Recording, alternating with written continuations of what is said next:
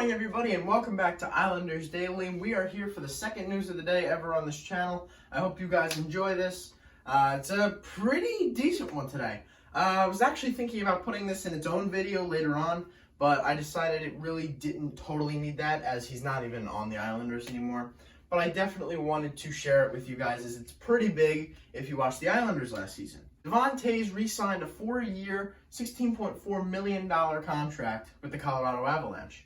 He is now on that team for good, and he is going to be making $4.1 million as an average salary, which is much more than the Islanders could have paid him, and much more than I personally thought they were worth.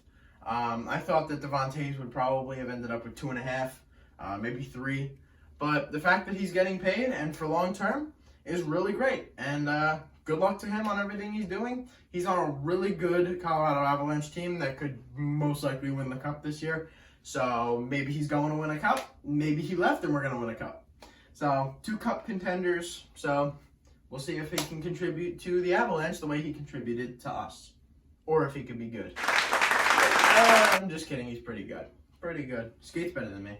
And next up, we have the fact that Lamoriello seems to be playing it safe.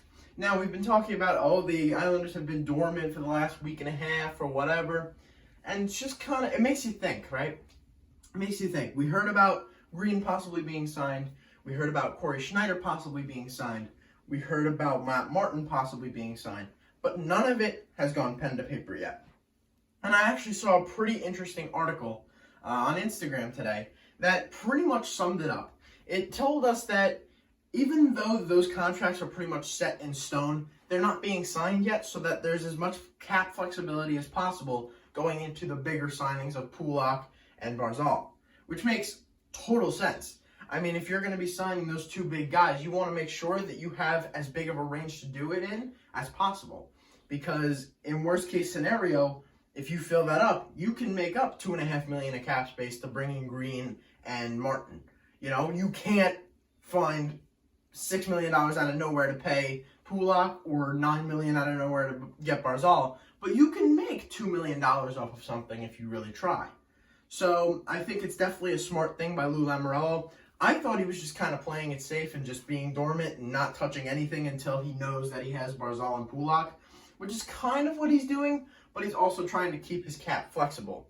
He thinks he can probably do them all at once, but he wants to make sure that worst case scenario, he's still covered on his backside. I don't think Green or Martin is gonna break that pact, I guess that handshake pact, with Lou Lamoriello, based on the fact that they both had really good years here, and Matt Martin has proven that he isn't great everywhere else. He's only good with us and with Clutterbuck and Cizikas on his line. So it's going to be really interesting to see how it plays out. When Barzal and Pulock are signed, there will be separate videos for that, probably of me screaming, but I hope you guys enjoy that. And also, we have my first influencer interview today. At about 2:45, I think it's set to go up. There is an influencer interview. I was with New York Islanders fans. He is an Instagram page, and he talks about the Islanders and is all about Islanders news. You should actually go check him out, as if you like Islanders sports news, you're going to like him. And also check out the interview. It's about a half-hour long, and it was pretty interesting figuring out who he was as a person and then just talking to him about the Islanders. He seemed really excited about next season and really interested in what the Islanders were doing. And it was a really fun interview. I plan to do a lot more of those in the future. Thank you guys so much for watching. If you enjoyed, go down below and like and subscribe. I will be doing a News of the Day video again, or a more news video, if there's anything else that happens today. But if not, you'll see the influencer interview, and I think that's it for me for today. Thank you guys so much for watching, and I will see you guys next time.